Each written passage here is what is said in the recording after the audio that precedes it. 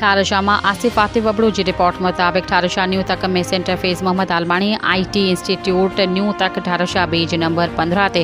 उस्तादन शागिर्दन जो वापडा खिलाफ सख्त एहतजाज कंदड़ सेंटर फेज़ मोहम्मद स्कूल जा उस्ताद मुजम्मल आलमाणी उस्ताद गुलजार आलमाणी सेंटर जा शागिर्द ज़ीशान भान रहमान मंगी बख्श अली अल्ताफ़ सेतो ॿियनि मीडिया जी टीम खे ॿुधायो त असांजो ही सेंटर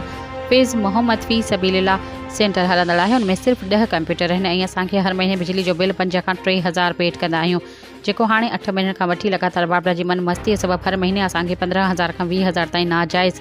डिटेक्शन हणनि था। हर रोज़ असां ठारोशा वापडा ऑफिस वञूं था मगर SDO ॿुधण लाइ तयारु न आहे। असां उस्ताद ऐं शागिर्दनि खे ॿुधायूं था त अगरि असां जेको मसइलो हल न थियो त असां Tharushah SDO engineer office Naushahro Feroze आॾो सख़्त खां सख़्त एहतजाज कयो वेंदो। डेली रूटीन में पर डिटेक्शन न लॻणु खपे, सॼो